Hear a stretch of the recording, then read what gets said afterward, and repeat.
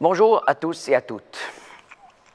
La question Israël en Égypte, mythe ou réalité, est placée devant nous. Nous avons affaire à ce problème de la critique vis-à-vis de la Bible. Des gens comme, par exemple, Israel Finkelstein, que vous voyez sur la photo, prétendent aujourd'hui, comme des scientifiques, tout ce que la Bible dit sur Israël en Égypte, l'exode de l'Égypte, ensuite la conquête du pays de la promesse sous Josué, ce sont que des légendes.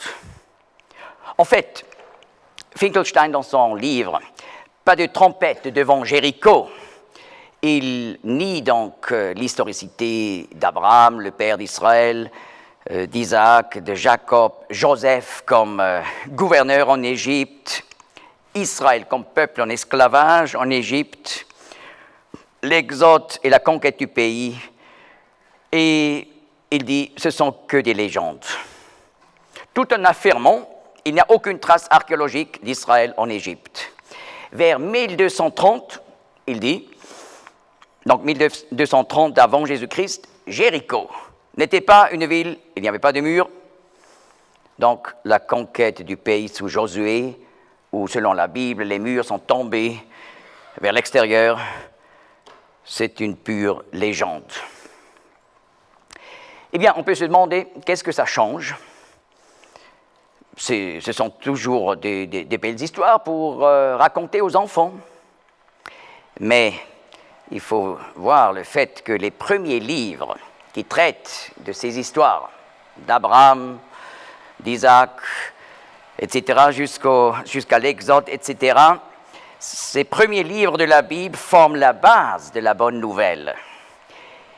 Pour la crédibilité de la bonne nouvelle dans le Nouveau Testament, il est très important que la fondation soit solide. Alors, il faut faire face à cette critique fondamentale de l'Évangile. Parce que cette critique remet en question les fondements de la Bible. D'abord, on veut considérer les faits. Ramsès II, selon la chronologie égyptienne d'aujourd'hui, a régné 1279 jusqu'à 1213 avant Jésus-Christ. Et c'est un fait archéologique. À l'époque de Ramsès II, il n'y avait effectivement aucune trace des Israélites en Égypte. Jéricho n'était pas une ville à l'époque, elle est tombée vers 1550 avant Jésus-Christ. Donc, déjà à cette époque, et pendant des siècles, elle ne fut plus une ville. Donc, si M. Finkelstein dit à 1230, nous ne trouvons des traces d'Israël en Égypte, on ne trouve pas de traces d'une conquête de Jéricho. Archéologiquement, c'est un fait que vers 1230, on ne trouve rien. Mais cela ne veut pas dire que ces choses ne sont pas des faits historiques. Voilà, dans le passé, il y avait plusieurs personnes qui ont essayé de trouver une solution, comme par exemple Immanuel Velikovsky, 1895 jusqu'à 1979. C'était un psychanalyste juif, marié à une grande violoniste. Et voilà, il s'est intéressé aussi pour beaucoup d'autres domaines et questions. Et lui a essayé de chercher, de réunir Bible et archéologie. Donc il a écrit des livres comme Ages in Chaos, Peoples of the Sea, Ramses II and His Time, tout en montrant que selon lui, la chronologie officielle dans l'égyptologie est totalement fausse. Donc, il a dit les périodes sont en fait un chaos. en égyptologie.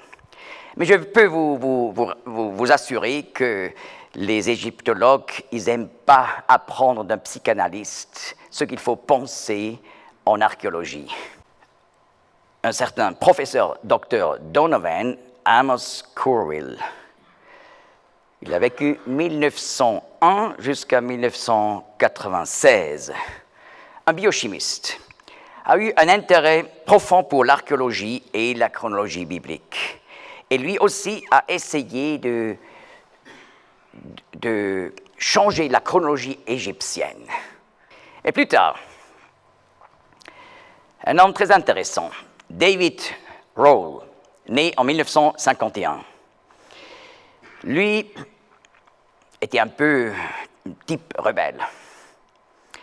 Et voilà, il a commencé à faire des études d'égyptologie lorsqu'il avait déjà un certain âge, donc il était plus âgé que ses collègues, les autres étudiants, et il n'était pas tellement agréable pendant les cours. Donc, lorsque les étudiants, en général, ils croient tout de suite ce que le professeur dit, il a tout le temps posé des questions critiques, il a tout questionné. Mais vous voyez, finalement, il a fait son doctorat en égyptologie. Et lui a écrit un livre en anglais, A Test of Time. C'était traduit en allemand, Pharaonen und Propheten. Et là, il dit en 2 mots, la chronologie égyptienne est erronée. Elle doit être décalée de 380 ans. Alors, tout s'accorde avec la Bible. On trouve les traces d'Israël en Égypte, on trouve même Joseph comme gouverneur de l'Égypte. On trouve plus tard les traces de la conquête de Jéricho, etc. Est-ce que les spécialistes en égyptologie, ils étaient enchantés par cette attaque? Pas du tout. Donc même si on est égyptologue et veut aller contre ce qui est accepté par la majorité, aucune chance. Et voyez, la littérature en égyptologie est très sec. C'est normalement pas écrit d'une façon intéressante. C'est même terrible, n'est-ce pas? Mais là, lorsque vous avez pu lire dans des journaux des spécialistes en égyptologie, alors là, les émotions se sont montées contre David Rohl. Alors ce pauvre homme, on lui a tapé dessus terriblement. Mais il a continué, il est allé son chemin. Et vous voyez, cette personne, Tim Mahoney, ce n'est pas un psychanalyste, ce n'est pas un biochimiste, ce n'est pas un égyptologue, c'est un cinéaste. Et lui, dans le passé, il a dû aller par une sombre vallée dans sa vie. Il est tombé dans une profonde crise de foi lorsqu'il a appris en archéologie, beaucoup de spécialistes disent, ce sont que des mythes. Abraham, Isaac, Jacob, Israël en Égypte, l'Exode, la conquête du pays. Et il s'est demandé, mais si je vais affronter tout ce problème. Et il a commencé à faire des interviews. Il a voyagé dans le monde entier pour voir des personnes importantes en rapport avec toutes ces questions. Il a fait des interviews et après bien des années, finalement, ça a donné ce film Pattern of Evidence, un film qui a reçu un écho énorme mondialement. On a pu le voir dans les cinémas en Allemagne, ensuite encore dans d'autres pays. Donc il a eu un succès impressionnant par ce premier film documentaire sur ce sujet. Il a beaucoup suivi David Rohl. Et vraiment, d'une façon impressionnante, il a montré, vous voyez, il faut simplement changer la chronologie égyptienne, et ensuite, vous voyez les faits archéologiques qui sont en harmonie stupéfiante avec la Bible. Donc, on peut aussi acheter ce film comme DVD, et c'est un film merveilleux. Et maintenant, il continue, il a un second projet. Je l'ai rencontré d'ailleurs dans le passé aux États-Unis, et on a fait un long interview en vue d'un futur film. Assez récemment, je l'ai revu en Allemagne, au musée de Gutenberg, et là, on a fait encore quelques scènes pour ce film futur, où il veut traiter la question « Qui a écrit le Pentateuque ?» les 5 livres de Moïse. N'est-ce pas? Parce que, aussi là, des critiques disent « C'est assurément pas Moïse qui a écrit les premiers livres de la Bible. » Eh bien, vous voyez, bien des gens ont été convaincus par ce film, mais pas le monde égyptologue. Parce qu'ils n'acceptent pas un changement de leur chronologie. Ce ne sont pas les faits qu'on voit, donc, des parallèles entre archéologie et la Bible. Non, ça, on pourrait accepter, mais ça ne marche pas avec la chronologie. Vous voyez? Eh bien, là, on veut entrer dans le sujet maintenant, tout en faisant une critique de la critique. Il faut être critique des critiques, vous voyez? Et d'abord demander, faut-il vraiment une révision de la chronologie? Comme, n'est-ce pas, Velikovsky, Courville et autres ont pensé. D'abord, la Bible ne désigne nulle part Ramsès II comme le pharaon de l'esclavage. Donc, cette date donnée par exemple, par Israel Finkelstein, 1230 avant Jésus-Christ, cette date, nous ne trouvons pas dans la Bible pour établir là-dessus l'Exode. En plus, cette date est en contradiction avec la chronologie biblique. Parce que dans la Bible, depuis le commencement jusqu'à la fin de l'Ancien Testament, on a une chronologie, donc des chiffres qui donnent une chronologie sans aucune lacune. Et il y a même encore un pont de cette chronologie vétérotestamentaire vers le Nouveau Testament, et on peut continuer une chronologie absolue jusqu'à l'an 70, destruction de Jérusalem et du Temple. Eh bien, d'abord, on doit demander, par exemple, M. Finkelstein, pourquoi vous dites 1230 devrait être la date de l'Exode? Alors, il vous dira, Exode 1, verset 8, nous lisons, « Et un nouveau roi se leva sur l'Égypte, qui n'avait point connu Joseph. Et il dit à son peuple, voici le peuple des fils d'Israël, les fils d'Israël, est plus nombreux et plus fort que nous. » Verset 11. « Et ils établirent sur lui des chefs de corvée pour l'opprimer par leur fardeau. Et ils bâtirent pour le pharaon des villes à grenier, Pithom et Ramsès. » Voilà, il dit, on lit dans la Bible de la ville de Ramsès en rapport avec l'esclavage en Égypte. Donc, l'Exode était à l'époque de Ramsès II. Mais voyez, la Bible ne mentionne jamais un pharaon Ramsès.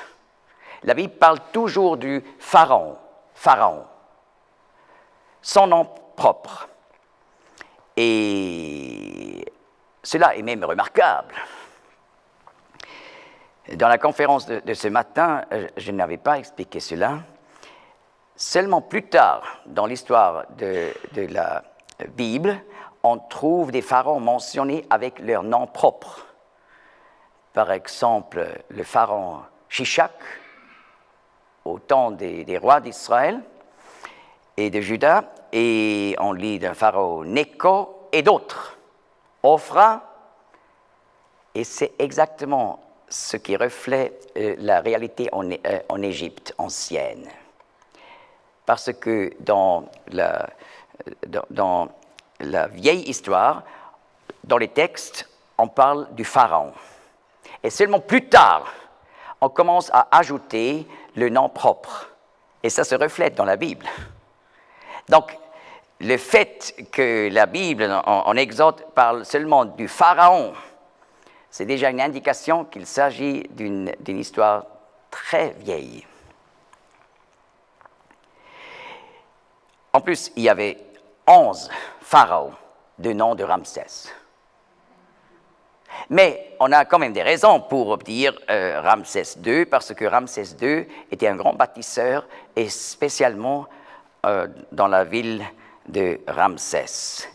Mais il faut retenir, la Bible ne parle pas du pharaon Ramsès, mais seulement de la ville Ramsès. Et on peut effectivement expliquer pourquoi on trouve ce nom Ramsès ici dans le texte biblique, par le fait que autrefois cet endroit était appelé chez les Égyptiens Avaris. Mais plus tard, on ne connaissait plus cette ville sous ce nom, mais plutôt sous Ramsès. Et c'est pour ça qu'on peut accepter qu'un prophète, inspiré par le Saint-Esprit, après Moïse, a ajouté ce mot Ramsès pour rendre intelligible pour le peuple d'Israël plus tard le nom de cette ville. On connaît ça d'un autre cas. Vous voyez l'histoire d'Abraham qui parle de sa guerre qu'il a fait contre des rois de l'Orient. Et là, la Bible nous dit en Genèse 14 qu'il est allé jusqu'à Dan. Mais à l'époque d'Abraham, cet endroit n'avait pas encore le nom de Dan. La Bible elle-même le dit dans le livre de Josué et des Juges. Donc, on a seulement plus tard donné le nom selon un des fils de Jacob, qui s'appelait Dan. Et la tribu de Dan avait fait la conquête de cette ville. Mais déjà, en Genèse 14, vous voyez, on trouve donc le fait qu'un prophète a changé le nom pour rendre le texte intelligible pour les Israélites plus tard. Donc, après la fin de l'Ancien Testament, une rédaction ultérieure était impossible. Mais à l'époque où il y avait des prophètes, c'était encore possible. Vous voyez, par exemple, dans les Proverbes, vous lisez, chapitre 25, que les hommes d'Ézéchias ont ramassé des proverbes de Salomon. Et donc, ils ont fait une rédaction, et cette rédaction, c'est le texte inspiré. Alors, on n'a pas une indication biblique que Ramsès était le pharaon de l'Exode. Donc, il faut mettre en question cette date de l'Exode vers 1230 avant Jésus-Christ. Et d'ailleurs, si on prend les chiffres de la Bible et d'une façon conséquente, où on ne dit pas, voilà, ce nombre-là est une erreur de copiste, ce nombre-là ne joue pas, donc il faut laisser de côté. Non, il faut prendre tous les chiffres de la Bible. Et ça, j'appelle la chronologie stricte. Et d'abord, une première observation, on arrive effectivement à mettre tous les chiffres de la Bible, les chiffres historiques, dans un système cohérent. C'est possible. Il y a quelques places où c'est assez difficile pour trouver la solution, mais maintenant on peut dire qu'on a trouvé toutes les solutions. Et on peut obtenir donc une image cohérente. Et ainsi, on peut dater l'Exode vers l'an 1606 avant Jésus-Christ. Ensuite, la marche à travers le désert, 40 ans. Donc, la conquête de Jéricho vers 1566. Et maintenant, il nous faut maintenant, lorsqu'on a la chronologie stricte de la Bible, il nous faut donc un synchronisme. Donc, la possibilité pour rejoindre la chronologie de l'archéologie séculaire avec la chronologie biblique.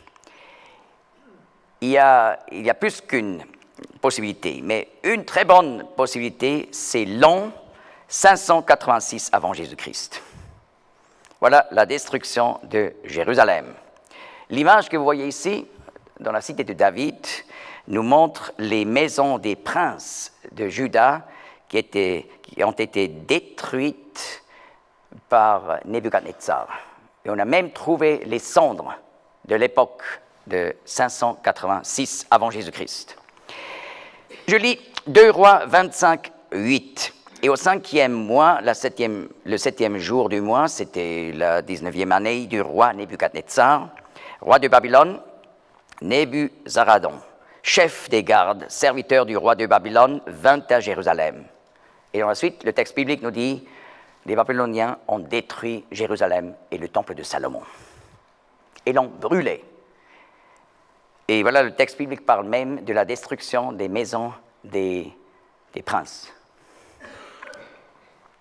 Eh bien, nous avons plusieurs tablettes cunéiformes de l'époque de Nebuchadnezzar qui parlent de sa vie, donc liées avec des observations astronomiques de position de planètes. Et ainsi, il est très facile, par l'ordinateur, de calculer les années de la vie de Nebuchadnezzar d'une façon absolue par l'astronomie. Et là, alors, il est tout facile d'affirmer que la 19e année du roi Nebuchadnezzar était 586 avant Jésus-Christ. Bon, on est d'accord en archéologie et en études bibliques sur ces deux dates. Et maintenant, on peut compter en arrière. Voilà, 390 années, c'était la période entre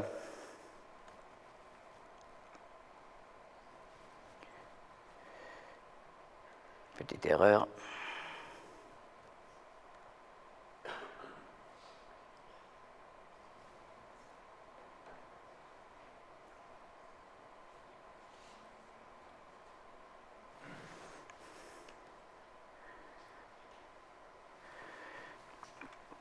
« 390, disons, en arrière, nous avons la division du royaume d'Israël, les 10 tribus, et des 2 tribus, la Juda. Donc, juste après la mort de Salomon. Si vous calculez les chiffres en 1 et 2 chroniques, 1 et 2 rois, vous obtenez 390 ans. Et Ézéchiel 4, verset 4, parle directement de cette période de 390 ans. Eh bien, ensuite, on peut calculer le temps de la monarchie sur les 12 tribus. N'est-ce pas? David, ou dans la suite, Salomon, avant lui David, avant lui Saül. Et le texte biblique, Acte 13, 21, dit Saül a régné 40 ans. 2 Rois 2, verset 11, David, 40 ans. Salomon, 2 Chroniques 9, verset 30, aussi Salomon a régné pendant 40 ans. Donc, ça nous ramène 3 fois 40 ans et nous obtenons la date du commencement de la monarchie d'Israël, 1096, avant Jésus-Christ. En plus, juste avant la monarchie, on avait le temps des juges. Et voilà, l'apôtre Paul, dans sa prédication à Antioche, acte 13, 18 à 20, explique le temps des juges était une période de 450 ans.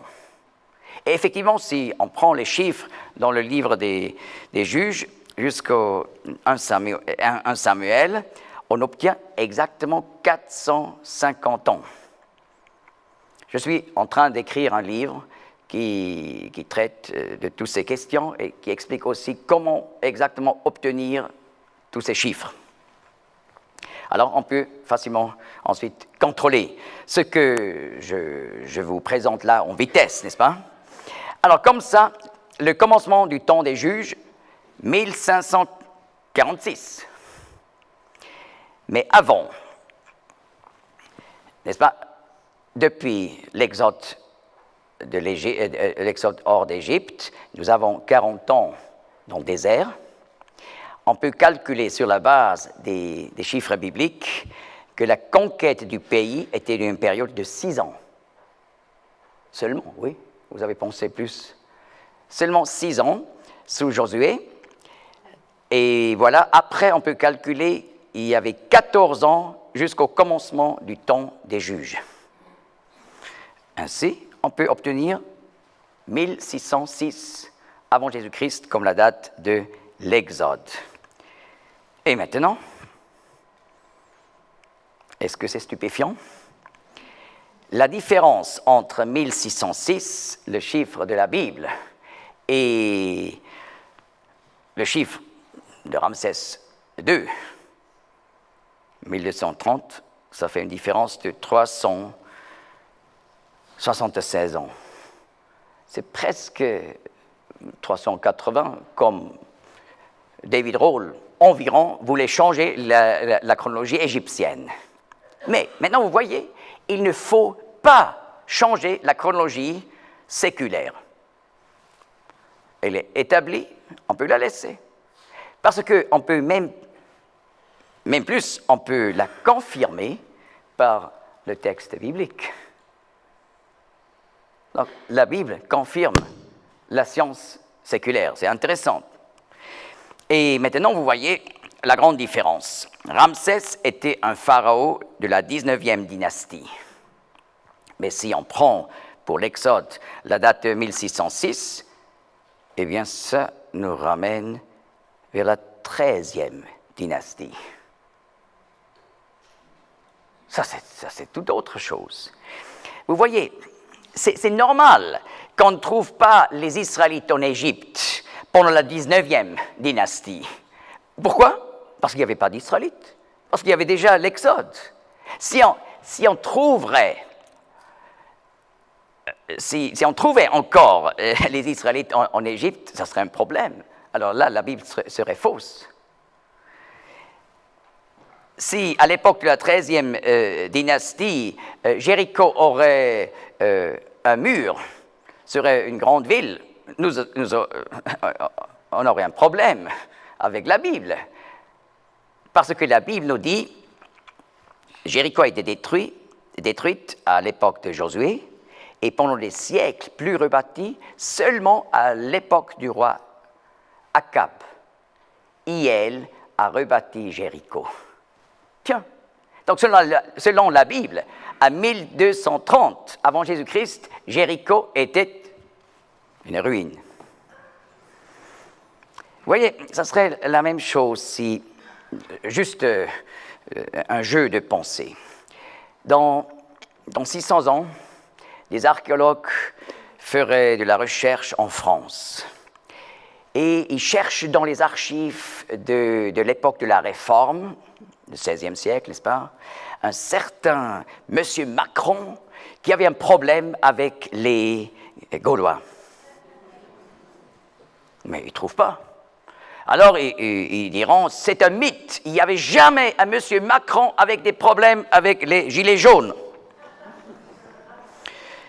Mais il faudrait tourner vers les archives du XXIe siècle. Et voilà, là on trouve un monsieur Macron. Vous voyez? Ça serait le même problème comme là. Donc, nous ne devons pas mettre en question les capacités archéologiques de M. Finkelstein. Il est un grand scientifique dans son domaine, qu'il a donc une attitude d'ennemi vis-à-vis de la Bible. Ça, c'est autre chose. Ça, c'est son affaire personnelle. Mais son travail archéologique est bien scientifique, mais pour ses études bibliques, je lui donnerais une mauvaise note. C'est ça. Mais il ne prétend pas être un spécialiste de la Bible, vous voyez. Ça, c'est la différence. On aurait tous des mauvaises notes dans les domaines que nous n'avons pas appris. Voilà. Maintenant, une approche totalement différente. Manéthon, un historien égyptien de l'époque ptolémaïque, c'est l'époque des siècles juste avant l'ère chrétienne, a écrit en grec, parce que c'était la langue officielle de l'époque. Comme égyptien, il a écrit en grec « Dieu fut impitoyable à l'égard du roi Timaïos et frappa l'Égypte. Ensuite, des ennemis venant de l'Est ont conquis le pays facilement et sans épée. » La conséquence, selon Manéthon, les villes réduites en cendres, dévastation des sanctuaires des dieux, massacre de la population et esclavage. Eh bien, est-ce que c'est ça une description de l'époque de l'Exode et des 10 plaies sur l'Égypte?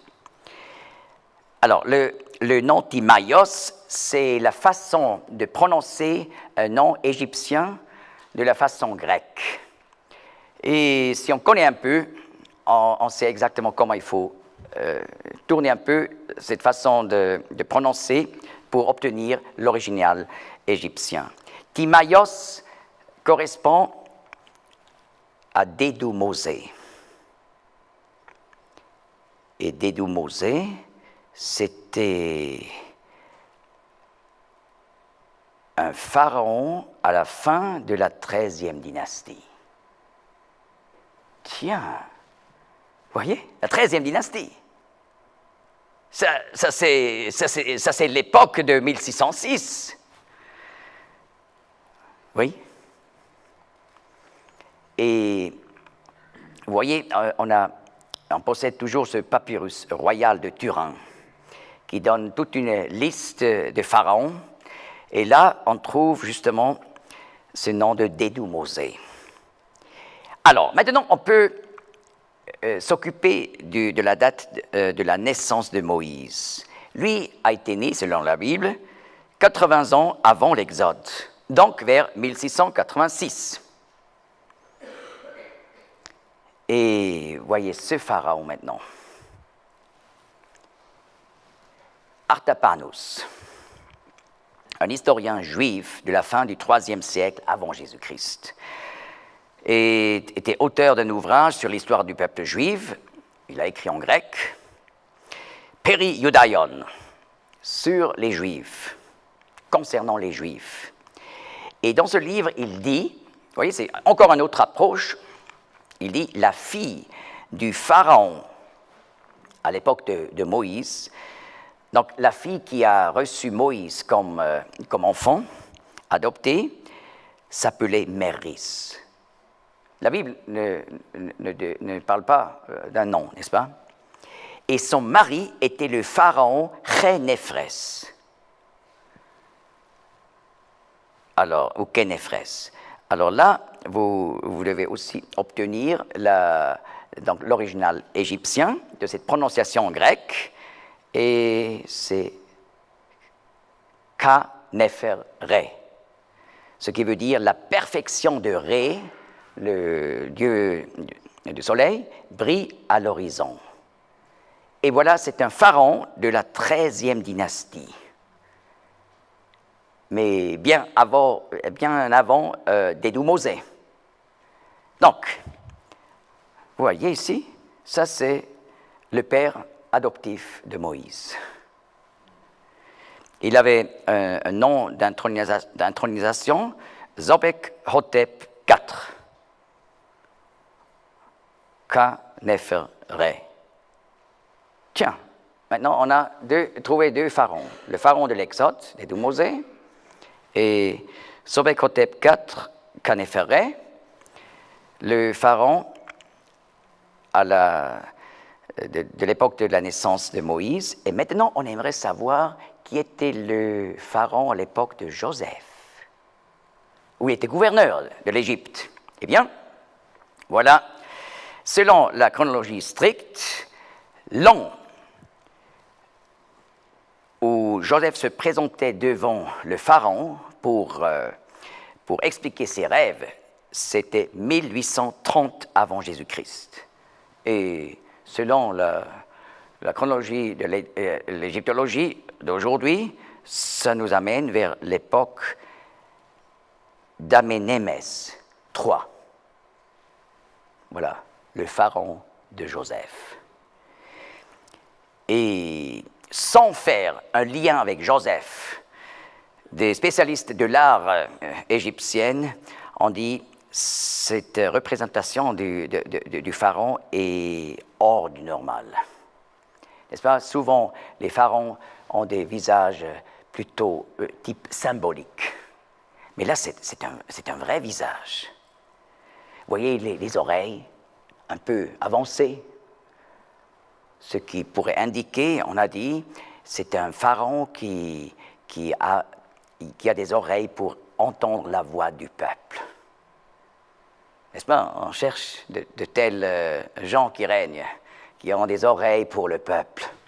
Et vous voyez ce visage qui est caractérisé par le souci. C'est un homme qui a un souci pour les difficultés de son peuple. Et maintenant, lorsqu'on fait le lien par la chronologie stricte de la Bible, on peut dire, ah oui, bien sûr, c'était le pharaon à l'époque de Joseph qui a vu le peuple passer par 7 ans de famine terrible, mais qui voulait sauver le peuple par l'aide de Joseph. Maintenant, nous allons à la ville de Ramsès, où on fait, depuis les années 60, des fouilles. C'est-à-dire une équipe autrichienne fait des fouilles près de Cantyr, où l'on a retrouvé la ville de Ramsès. En égyptien, Pi-Ramsès. Pi, c'est l'article défini en égyptien. Et la grande tête de ces fouilles, c'est M. Manfred Bitak, né en 1940. C'est lui qui m'a donné aussi la permission d'utiliser toutes ces photos que je vais vous montrer, et sans demander de l'argent. Donc, il a fait un travail énorme, mais bien sûr, dans son travail, il n'a pas fait un lien avec Israël en Égypte et avec Joseph, parce que lui aussi était instruit. L'Exode, c'était selon la Bible, vers 1230. Donc, on ne peut pas trouver ici les Israélites. Mais il est intéressant. Parler avec lui, il parle d'un peuple là à la ville de Ramsès qu'on pourrait appeler des proto-israélites. Vous voyez, un mot un peu intelligent, n'est-ce pas? Proto-israélites. Donc les Israélites de l'époque où il n'y avait pas d'Israélites, mais ils sont comme des Israélites. Oui, c'est bien. Mais il faut juste piffer proto. Déjà ce matin, j'ai expliqué un peu les bases de l'archéologie, du travail des fouilles. Vous voyez, lorsqu'on marche à travers le Proche-Orient, à travers l'Égypte, Israël, etc., vous voyez tout le temps des collines, mais normalement des collines naturelles. Mais souvent, si on a un peu l'œil, on voit c'est une colline artificielle, donc qui est formée par des débris de la civilisation. Et là, lorsqu'on commence à couper dedans, on appelle ça en arabe tel, aussi en hébreu, tel. Mais tel, c'est jamais donc une colline naturelle. C'est toujours une colline de débris de la civilisation. Il faut couper dedans comme on coupe dans les gâteaux. Comme on coupe les gâteaux, n'est-ce pas? Alors, vous voyez, il y a des couches différentes. Et là, il faut veiller à garder bien la distinction entre les couches, parce que chaque couche représente une période où, à la fin, la ville a été détruite, rebâtie, détruite, rebâtie. On a, en général, au Proche-Orient, rebâti sur les débris. Et ça forme des gâteaux de civilisation.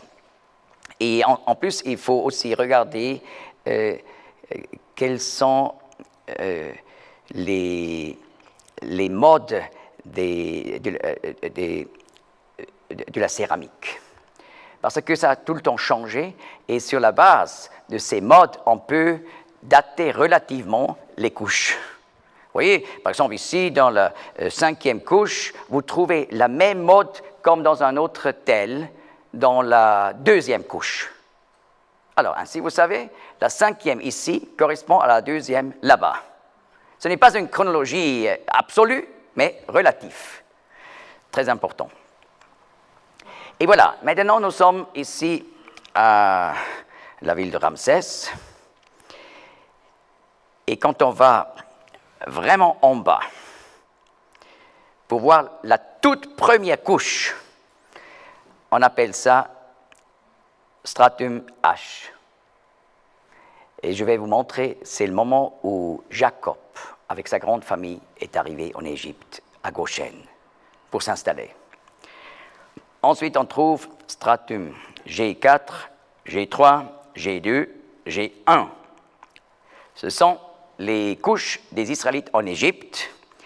Mais à la fin de stratum G1, on trouve une catastrophe. Des masses de morts qui ont été jetées pour être enterrés en vitesse. Donc, juste, on les a même jetés dedans pour éviter, évidemment, des maladies. Et ensuite, la ville de Ramsès a été quittée par ce peuple qui a habité ici. Et il y a, là, j'indique ça par cette ligne, il y a donc une lacune de temps. Et plus tard, c'est stratum F, c'est la couche où un autre peuple est arrivé pour s'installer, avec une autre culture. Et voilà, les couches stratum G à H, ça montre un peuple non égyptien, qui est caractérisé par la culture de Canaan. Vous voyez? C'est intéressant, puisque la famille de Jacob venait de Canaan. Voilà.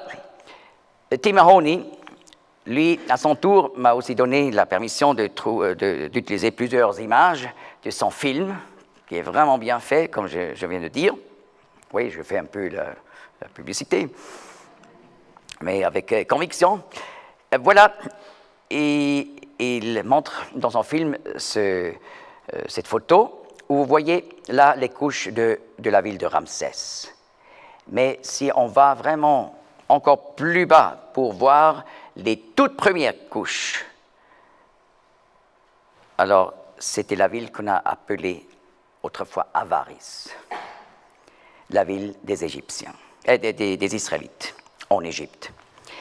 Et alors, la première chose qu'on trouve, c'est une villa du style qu'on connaît depuis Canaan.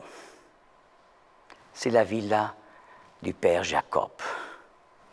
Lorsqu'il est arrivé avec la grande famille, une 70aine, n'est-ce pas, de personnes qui se sont installées à Goshen, à Avaris. Et voilà, sa villa, dans son style qu'il était habitué au pays. Il ne voulait évidemment pas quelque chose qui aurait été plutôt égyptienne. Mais au-dessus de cette couche, on a trouvé un palais. Et voilà, c'est le palais de Joseph, qui, après son travail de sauver l'Égypte de la famine, vers la fin de sa vie, s'est installé à la ville de Ramsès et a bâti un palais.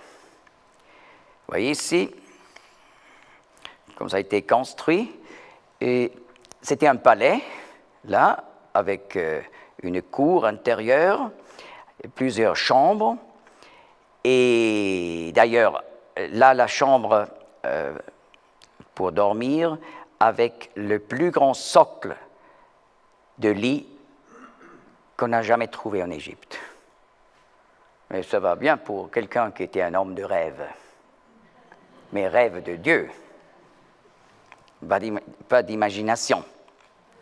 Mais vous voyez ici ajouter deux appartements du même type. Pourquoi deux appartements ajoutés? Eh bien, la Bible nous dit que Joseph avait 2 fils, Éphraïm et Manassé. Ils sont installés avec leur famille là. Et le reste, le palais de Joseph et d'Asnath. Et vous voyez, là, vers la cour intérieure, il y a des piliers, mais des piliers très grandes, marquantes. 12 piliers, selon le chiffre des 12 patriarches. Voilà, l'ordinateur le rend possible, une reconstruction du palais de Joseph en Égypte. Et là, vous voyez les 12 colonnes. Mais encore plus. N'est-ce pas? Là, vous dites, oui, on peut dire, c'est le même chiffre comme les patriarches, mais pour moi, ce n'est pas très convaincant. Je peux comprendre. Mais il faut aller au jardin du palais. Et là, on trouve 12 tombeaux. Je veux dire 11 et une pyramide. Et voilà les tombeaux, les 12 tombeaux des patriarches. Mais d'avoir une pyramide à cette époque, c'était absolument hors du commun. Parce que, par l'égyptologie séculaire, on a compris que l'époque d'Amenemès III était différente. Là, l'élite, les princes, ont perdu tous leurs droits. Le pharaon était vraiment le souverain absolu en Égypte. Et les autres étaient rien du tout. On comprend cela, d'ailleurs, parce que Joseph, pendant la famine, il a vendu donc la nourriture au peuple. Ils ont payé jusqu'à ce qu'il n'y avait plus rien. Et ensuite, il a laissé acheter par le terrain. Et ainsi, il a acheté tout le pays de l'Égypte pour le pharaon. Donc le pharaon est devenu donc celui qui possédait tout le pays de l'Égypte personnellement. Et donc les princes n'étaient rien du tout. Donc à cette époque, d'avoir une pyramide comme tombeau était impossible. Mais là, il y a une pyramide. Étonnant. Chose étonnante. Ça doit dire que c'était une personne absolument hors du commun. Oui, Joseph était absolument hors du commun. Bien sûr, tous ces tombeaux étaient vides, puisque lors de l'Exode, on a pris donc les restes de Joseph pour les enterrer au Canaan. Et la Bible nous dit, en fait, tous les 12 patriarches étaient plus tard étaient enterrés en Canaan. Alors, il faut entrer cette pyramide. Vous voyez, là, il y a une sorte de chapelle, et là-dedans, il y avait une statue. Ça devrait être la statue de Joseph. Et vous voyez, en réalité, elle est plus très belle. C'est une statue qui a été intentionnellement cassée. On trouve les traces de la fureur contre cette statue. Donc on a même battu là sur la tête pour casser la tête. Mais d'où vient cette colère contre cette statue? Bien sûr, on peut comprendre après l'Exode. Les Israélites sont passés. Ensuite, le Pharaon voulait les rattraper pour les ramener en Égypte. Mais finalement, lui et son armée sont morts dans la mer Rouge et Israël est parti. Alors, qu'est-ce qu'on a encore pu faire en Égypte? C'est casser au moins la statue de Joseph. C'est Israélite, ce Juif. Vous voyez, la haine des Juifs remonte loin. Et vous voyez là les restes de couleur. Et sur la base de ces restes de la couleur, sur la statue, et sur la base de la connaissance d'autres statues qui sont qui étaient mieux conservées, on a pu reconstruire la statue par l'ordinateur. Et nous allons tout à l'heure voir dans le visage de Joseph. Mais encore, j'aimerais ajouter, voyez là ce bois. C'est un signe égyptien qui signifie un étranger. Donc cet homme exceptionnel, à l'époque d'Amenémès III, était un étranger, non pas un Égyptien. Voilà Joseph, avec ses cheveux rouges. C'est une perruque. Ce ne sont pas ses cheveux naturels. Ça ne me plaît pas, d'ailleurs. Mais, vous voyez, j'aime la musique de Bach, mais je n'aime pas sa perruque, pas du tout. Alors, vous voyez, il s'est adapté à la manière égyptienne de l'époque sans jamais s'adapter à l'idolâtrie égyptienne. N'est-ce pas? Ça, c'est une chose remarquable. Et maintenant, on a encore reconstruit toute la statue. Vous voyez encore ce bois?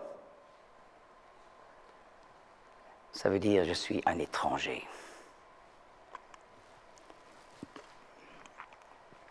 Eh bien, l'histoire de Joseph et du Pharaon est l'histoire de l'abondance de 7 ans et de la famine de 7 ans. Et on a des indications qu'il a eu une famine terrible, ou des famines terribles, pendant plusieurs années en Égypte à cette époque. Parce qu'en Haute-Égypte, on a trouvé une place où, exactement du temps d'Amenémès III, on a trouvé des indications des niveaux du Nil. Et le Nil, n'est-ce pas, est important en rapport avec abondance et famine en Égypte. L'Égypte n'est pas dépendante de la pluie, mais il faut l'eau du Nil, qui est apportée par l'Afrique noire. Et bien sûr, en automne, le Nil apporte donc l'eau qui traverse les bords du fleuve, et cela est très important pour l'agriculture. C'est même fondamental. Donc, les hauts niveaux du Nil sont importants pour une bonne moisson, parce que l'eau est apportée sur les champs, et cela est important pour avoir des champs fructueux, mais ensuite l'eau doit recouler vers le fleuve, et ensuite on doit semer dedans. Mais c'est seulement une certaine date qui joue. Et s'il y avait trop d'eau du Nil, alors ça signifie une famine en printemps pour la moisson. Alors, vous voyez, donc si le Nil apportait trop peu d'eau, c'était un signe pour la famine, mais aussi quand il apportait trop d'eau.